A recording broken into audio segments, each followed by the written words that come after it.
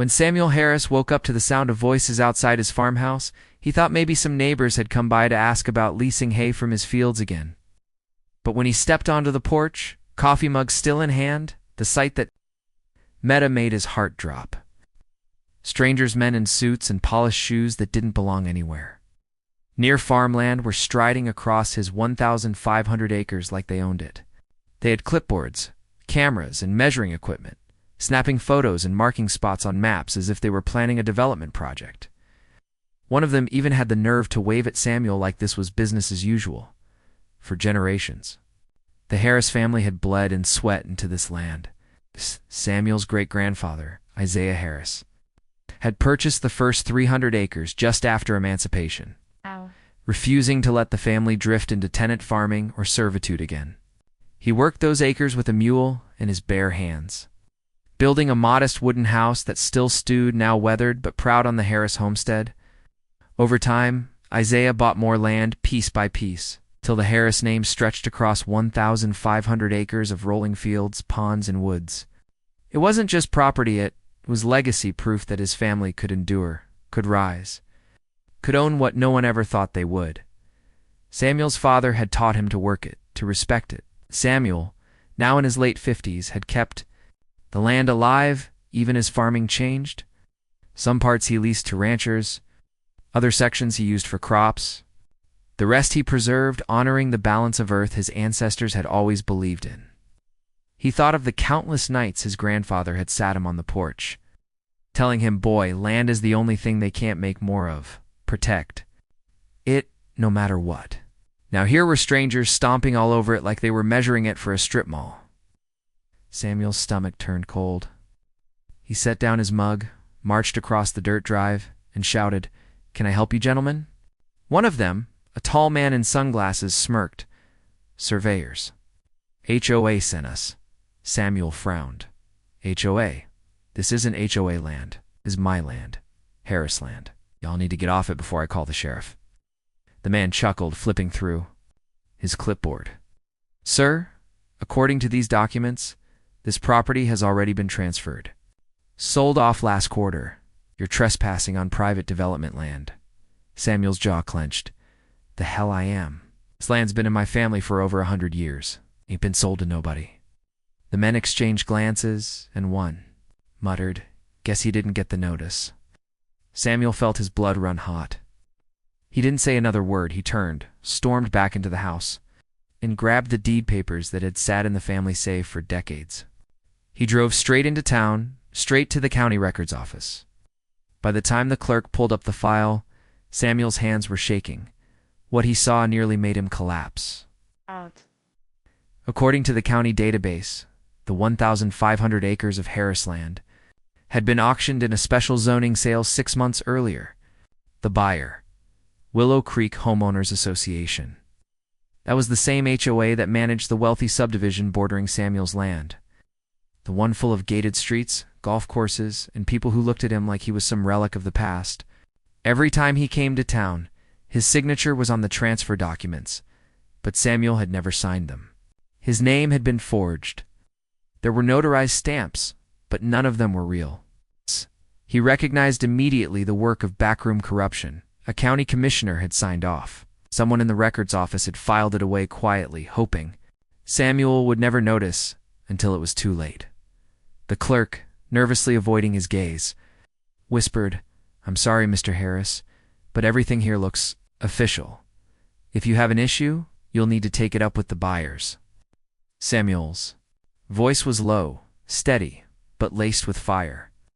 "Oh, I'll be taking it up with them, all right." That same afternoon, Samuel marched into the Willow Creek HOA board meeting. They held it in a glassy clubhouse that looked like it belonged in Beverly Hills, not in a sleepy southern county. Inside, he found them, 7 board members all dressed like they'd just stepped off a yacht.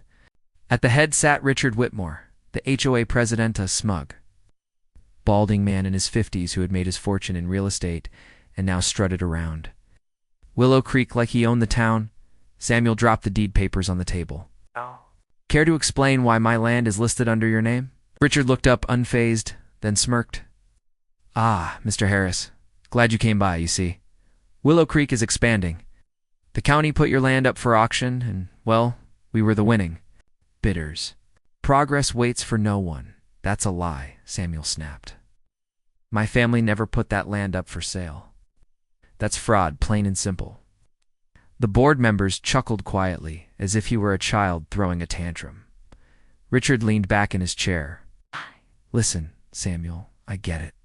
Sentimentality runs deep. But you're sitting on unused land, and this community needs growth. Country clubs, shopping districts, high-value homes. You'll thank us later. Samuel slammed his fist on the table. This land ain't unused. It's mine. You forged my name, you bribed officials. And you think I'll just roll over? Richard's smile widened. Got it. Mr. Harris, paperwork's filed, deeds are recorded. You can cry about heritage all you want, but in the eyes of the law, it's ours, and there's nothing you can do. The other members laughed openly now, some whispering among themselves about how much money they'd make once development broke ground. Samuel stood there, chest heaving, fighting the urge to flip the table. He turned slowly, fixing Richard with a glare that made the man shift slightly in his chair. We'll see about that. Samuel left that clubhouse burning with fury. Under the fire was steel, because what Richard didn't know, what none of them knew, was that Samuel wasn't just a farmer. He was also one of the most respected real estate attorneys in the state. He'd built his legal career quietly, balancing his work with tending the farm, keeping his knowledge close to the vest. The HOA thought they'd stolen from some simple countryman. What they'd really done was step into a lion's den. Night, Samuel pulled out every file he had. He pored over the county database, tracing the forged paperwork back to its origin. He saw how the signatures had been altered, how the notary stamps were fake, how the auction notices had never been published publicly as required by law.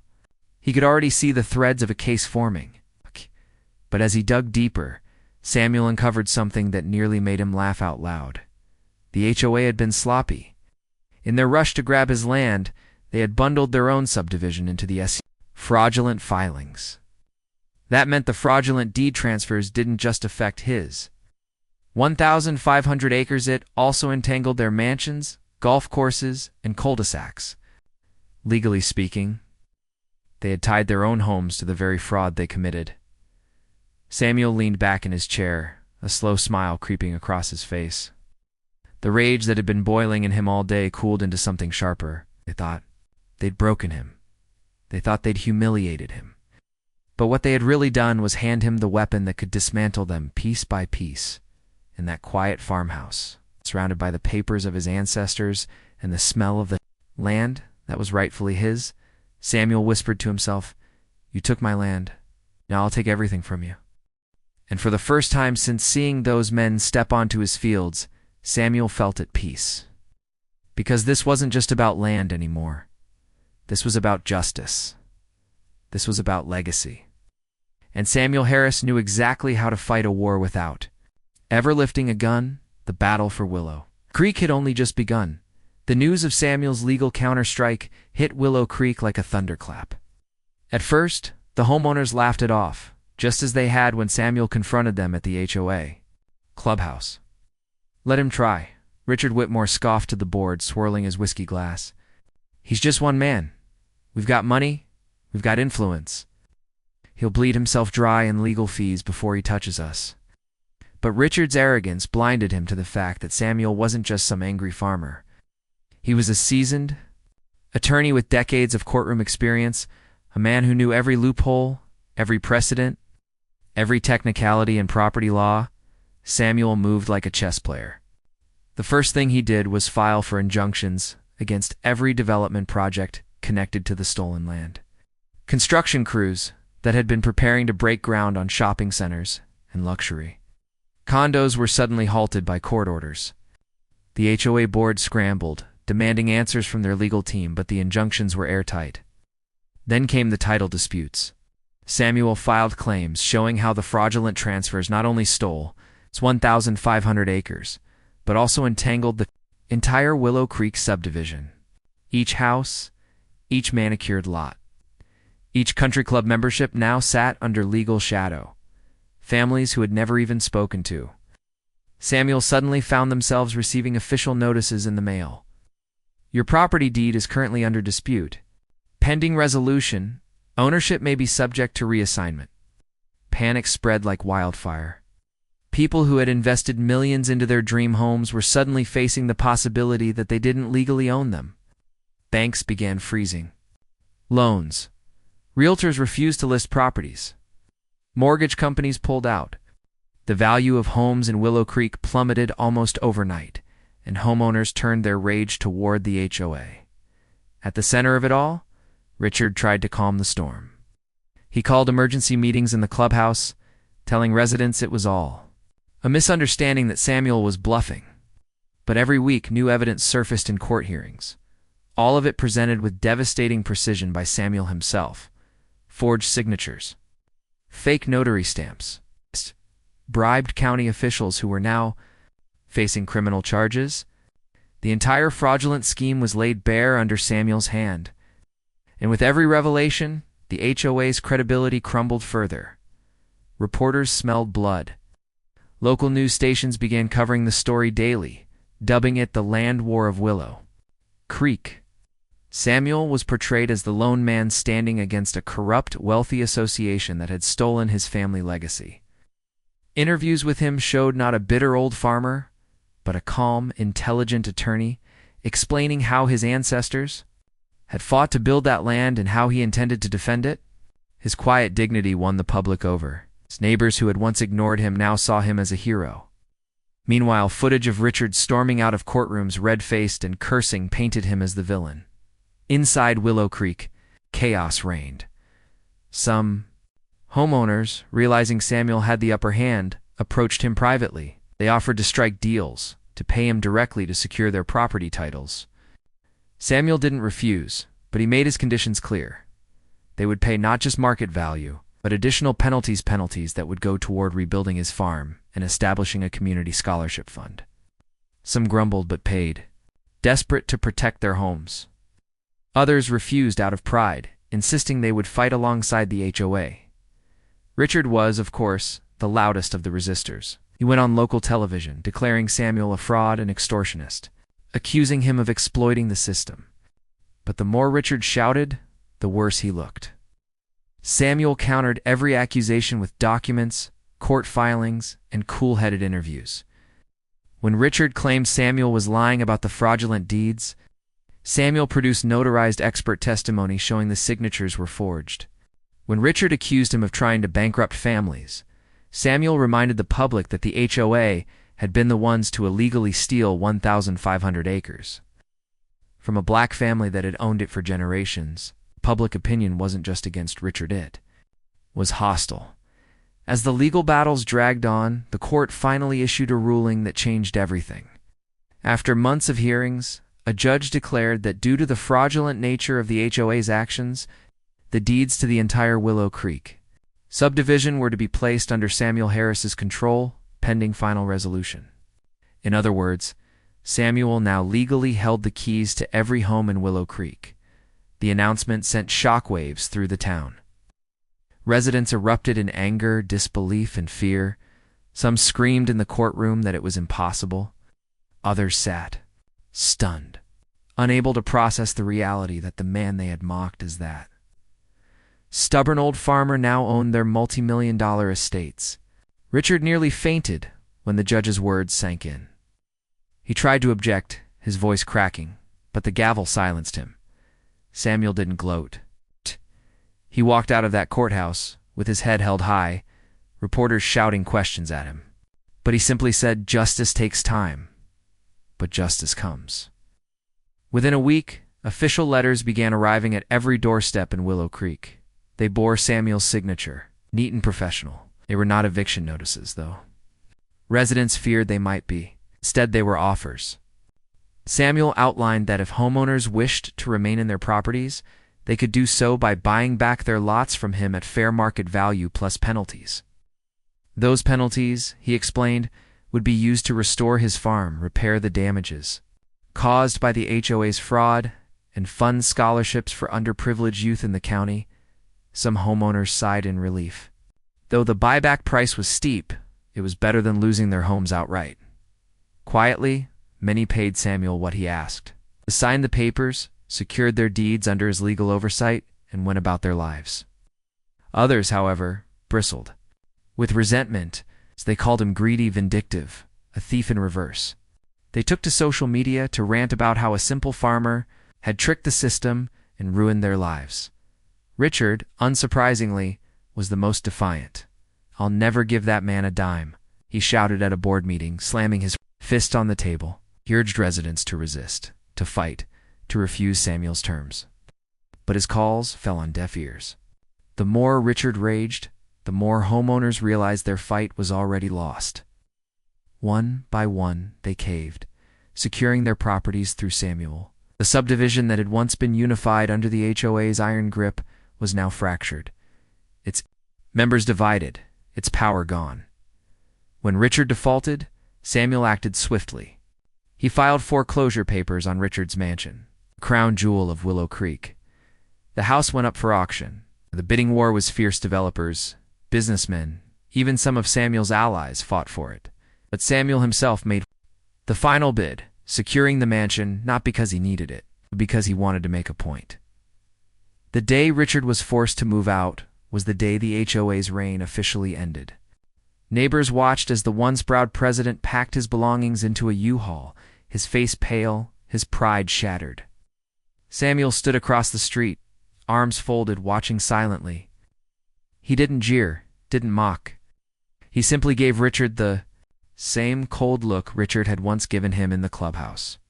When their eyes met, Samuel said evenly, "That's exactly what you said to me. Remember, progress is progress." Richard turned away, unable to respond. The king of Willow Creek had been dethroned, and the man he had tried to humiliate now held his title deeds in his pocket. But Samuel wasn't finished. He had bigger plans than humiliating Richard, or even reclaiming what was stolen. He saw an opportunity to turn the entire ordeal into something greater, something that would last far beyond his own lifetime. He had already won the legal war, but now he wanted to win something more powerful, the future of Willow Creek itself. And as he stood on the porch of Richard's former mansion, now his property, Samuel looked out over the subdivision and the acres beyond. His family's land had nearly been erased by greed and corruption, but instead it had grown larger than ever.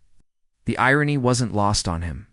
They had tried to steal from him, and in the end, they had handed him the keys to their kingdom. The real revenge, the kind that would secure his family's legacy forever, was just beginning. Months that followed were unlike anything Willow Creek had ever seen. Where once the HOA had dictated every detail of the neighborhood, from the color of mailbox posts to the kind of flowers permitted in front yards, now Samuel Harris was the man in charge. The irony was not lost on the residents. The very person they had laughed at, ridiculed, and tried to strip of everything had become the legal owner of the subdivision. Why Samuel had no interest in playing dictator the way the HOA had. His vision for Willow Creek was far larger, far more meaningful. Samuel began with the land itself. He walked those 1,500 acres every morning, sometimes alone, sometimes with his nephews and nieces, reminding them of the history carved into the soil. The farm fields his great-grandfather had plowed, the creek where his father used to fish, the groves his mother had tended. Now, thanks to the very fraud that was meant to erase that history, it had expanded to include the manicured lawns and luxury homes of Willow Creek. Samuel could have sold the entire subdivision to developers and walked away wealthy beyond his imagination. But money wasn't what drove him. Legacy was. Justice was. The first major move Samuel made was to establish the Harris Family Land Trust, a legal foundation that would hold permanent control over the acres. No board, no county commissioner, no shady developer would ever again be able to tamper with the family's legacy. By tying the land into a trust, Samuel ensured that his great-grandchildren's great-grandchildren would still have ownership. The trust also had a mission. Part of its income would fund community projects, education initiatives, and affordable housing programs. When word of the trust spread, people were shocked. Some accused Samuel of being a philanthropist only for the cameras. Trying to polish his image after dismantling the HOA, but others ordinary families who had long been priced out of Willow Creek saw it as a blessing. For the first time, parts of the subdivision were accessible to working-class families. Samuel subdivided a few lots, not to line his pockets, but to sell at reasonable prices to teachers, firefighters, and young families who never thought they'd afford to live there. He wanted Willow Creek to become what the HOA never allowed, a true community, not a walled-off enclave of elites. Of course, not everyone was pleased. The old guard, the residents who had lived under the HOA's rule for years, hated the changes. They sneered at the idea of affordable housing in their pristine neighborhood. They resented seeing children riding bikes on cul-de-sacs that once had been reserved for golf carts and luxury SUVs. But their protests carried no weight anymore. Samuel owned the land. Samuel set the rules. And Samuel had the law on his side. Meanwhile, the scholarship fund Samuel had promised came to life. He named it after his great-grandfather, calling it the Isaiah Harris Scholarship. Within the first year, a dozen black students from across the county received full tuition to university students who otherwise would have been crushed under the weight of tuition costs. The sight of those students, their families crying, tears of joy as they accepted the awards, filled Samuel with a satisfaction deeper than any courtroom victory. He had turned the greed of the HOA into opportunity for others. Every dollar paid in penalties by the homeowners of Willow Creek was now shaping futures. The community center was his next project. Samuel took part of the land where developers had planned to build a private country club and instead built a multipurpose facility, a library, a youth center, and a meeting hall for town events. It became the beating heart of the area, open to everyone, not just the elite. On opening day, children ran through the doors with laughter, families shared meals in the hall, and elders gathered to swap stories. It was the kind of place that HOA would have sneered at. To Samuel, it was the embodiment of justice. And yet, not all stories ended with smiles. Richard Whitmore's downfall was a spectacle the town never forgot. After losing his mansion, his board position, and his influence, he tried to sue Samuel personally, claiming harassment and abuse of power. The lawsuit was crushed in court, dismissed with prejudice. When Richard tried to rally the old homeowners against Samuel again, they turned on him. They blamed him for everything: the loss of their property values, the scandal, the humiliation. He became a pariah in his own community. Eventually, Richard sold what little he had left and moved into a cramped apartment on the outskirts of town. The man who once strutted through Willow Creek as its self-proclaimed king now walked the streets ignored, his legacy reduced to a bitter cautionary tale. "Don't cross Samuel Harris," people whispered. "Don't underestimate a man who knows both the law and the land." But Samuel bore no malice toward Richard in the end. He had already won. Revenge was never truly about destroying Richard. It was about protecting the Harris legacy and proving that justice could prevail. Even against the wealthy and powerful, one evening, months after the dust had settled, Samuel stood on the porch of his family farmhouse. The sun was setting in hues of gold and orange, casting a warm glow over the fields. In the distance, he could see the roofs of Willow Creek, once symbols of arrogance, now just part of the land his family had fought to keep. He heard the laughter of children from the new community center, the hum of tractors in the fields, the quiet rustle of wind through the trees. He thought of his great-grandfather, had once stood on this same porch with calloused hands, and a dream that his descendants would never again be slaves to anyone. He thought of his father, who had taught him the value of soil and sweat, and he thought of the generations yet to come who would inherit not just land, but the story of how their family had stood firm against those who tried to erase them. Samuel smiled. Not a smug smile, not the smile of victory over enemies, but the quiet, satisfied smile of a man who had restored balance. The HOA had tried to take everything from him. Instead, he had taken everything from them and then used it to build something greater. He hadn't just protected his family's past, he had secured their future. When reporters later asked him what it felt like to own the very subdivision that once mocked him, Samuel simply said, "They took my land, so I took their homes."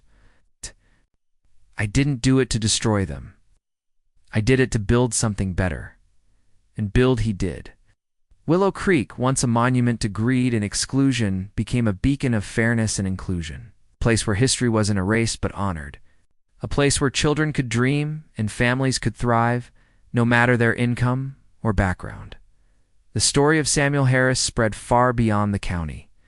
It made headlines across the state, then across the nation. Activists praised him, lawyers studied his case. Communities struggling with predatory HOAs looked to him as an example. He became a symbol of what one determined man could do when he refused to be broken. In the end, Samuel's victory wasn't about land or homes or court rulings. It was about legacy, about showing that no matter how much power or money others held, the truth could not be buried forever. About proving that the dream his great-grandfather started with a mule and a few acres could grow into something that changed lives for generations.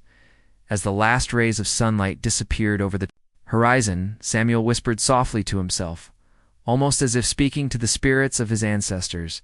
They tried to erase us. Instead, they made us eternal. And with that, Samuel turned and walked back into his farmhouse. The weight of the past finally lifted, the promise of the future shining ahead. The story of Willow Creek had ended. But the legacy of the Harris family had only just begun. The end.